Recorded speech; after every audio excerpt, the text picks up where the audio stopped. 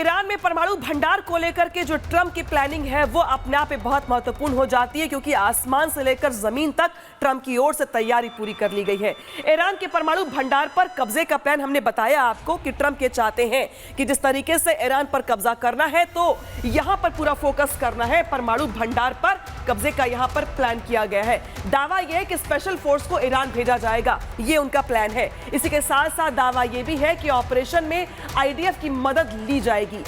दावा यह भी है कि फोर्स परमाणु केंद्र की घेराबंदी करेगी। इसी के साथ परमाणु भंडार को निष्क्रिय कर दिया जाएगा, जो प्लानिंग के तहत अब तक जानकारी निकल करके सामने आ रही है। ईरान के पास 450 किलो इनरिच यूरेनियम है। अब तक 60% यूरेनियम संवर्धित किया जा चुका है। 90% संवर्धित यूरेनियम से परमाणु बम बनता है। और इस लिहाज से ट्रंप का जो प्लान है वो देखना यह होगा कि जमीन पर, ग्राउंड पर कितना खरा उतरता है, क्योंकि ट्रंप ये दावा कर रहे हैं कि जिस तरीके से उनके पास ग्राउंड ऑपरेशन को लेकर भी लोग मौजूद हैं, तो वहीं जिस तरीके से आसमान से जो मिसाइलें गिर रही हैं वो गिर ही रही हैं।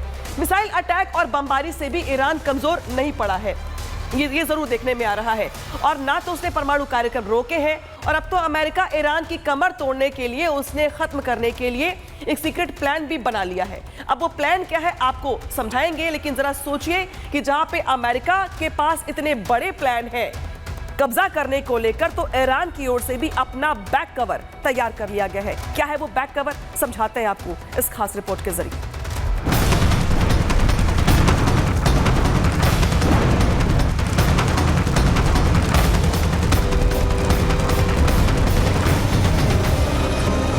मिडिल ईस्ट में लगातार बढ़ते तनाव के बीच अमेरिका के राष्ट्रपति डोनाल्ड ट्रंप ने अहम संकेत दिया है।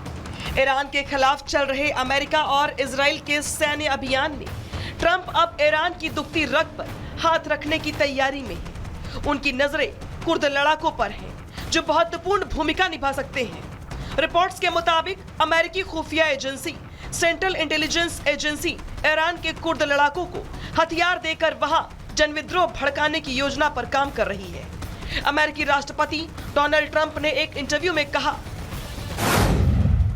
अगर कुर्द ऐसा करना चाहते हैं तो ये शानदार होगा। मैं पूरी तरह से इसके पक्ष में हूँ।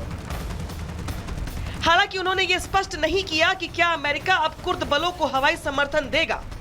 ऐसे में सवाल खड़े होते हैं कि आखिर कुर्द कौन है, उनका इतिहास क्या है, और अमेरिका उन्हें ईरान के खिलाफ क्यों इस्तेमाल करना चाहता है। कुर्द मध्य पूर्व का एक बड़ा जातीय समुदाय है, जो मुख्य रूप से तुर्की, ईरान, इराक, सीरिया और आर्मेनिया में रहते हैं। दुनिया भर में इनकी आबादी करीब 3 से 4 करोड़ तक मानी जाती है। इतनी बड़ी आबादी होने के बावजूद कुर्दों का अपना स्वतंत्र देश नहीं है। उन्हें दुनिया के सबसे बड़े बिना किसी राष्ट्र वाले जाति समूहों में गिना जाता है। पहले विश्व युद्ध के बाद जब ऑटोमन साम्राज्य का पतन हुआ, तब पश्चिमी देशों ने इसके इलाके को आपस में बांट लिया। उस समय एक अलग कुर्द राज्य बनाने का प्रस्ताव भी रखा गया था, लेकिन तुर्क की आजादी की लड़ाई के बाद अंकारा की नई सरकार ने पूरे अनातोलिया इलाके पर कंट्रोल स्थापित कर लिया। इसके बाद कुर्दों की आबादी 4 देशों में बंट गई। ईरान, इराक, तुर्की और सीरिया की सीमाओं में ये बिखर गए। बंटवारे के बाद से ही कुर्द समुदाय कई दशकों तक प्रदर्शन करता रहा, विद्रोह और दमन का सामना भी लगातार करता रहा। ईरान में कुर्द आबादी की कुल जनसंख्या करीब 8 से 17% तक मानी जाती है। पश्चिमी ईरान के कुर्द इलाके में लंबे समय से अधिकार, स्वतंत्रता की मांग करते रही हैं। 1946 में कुर्दों ने रिपब्लिक ऑफ महाबाद नाम से एक छोटा स्वतंत्र राज्य बनाया था, लेकिन ये राज्य 1 साल से भी कम समय में खत्म हो गया। शाह के नेतृत्व वाली ईरानी सेना ने इसे समाप्त कर दिया था। इसके बाद कई कुर्द संगठन ईरान सरकार के खिलाफ संघर्ष करते रहे। अक्सर वो इराक सीमा के पास ठिकाने बनाकर गतिविधियां चलाते हैं। कुर्द लड़ाकों में पेशमर्गा को सबसे मजबूत सैन्य बल माना जाता है। स्थानीय भाषा में पेशमर्गा का मतलब होता है मौत का सामना करने वाले। इराक में सक्रिय पेशमर्गा बल में करीब 2 लाख कुर्द योद्धा शामिल हैं। ये करीब 200 साल से कुर्द समुदाय की रक्षा के लिए सक्रिय है। ईरान की बात करें तो वर्तमान में कुर्दों के यहाँ 5 समूहों ने मिलकर सत्ताधारी शासन के खिलाफ गठबंधन बनाया हुआ है।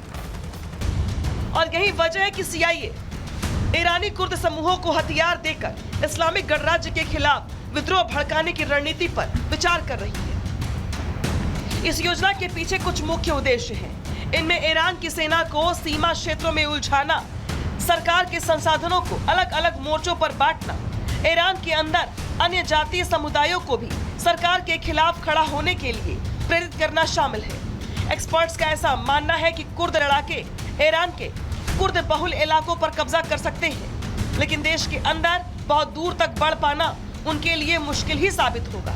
लेकिन इतना तो तय है कि अगर कुर्द समूह ईरान के खिलाफ सक्रिय होते हैं तो ये संघर्ष मिडिल ईस्ट की राजनीति को और जटिल बना सकता है। Bureau report, Republic Bharat.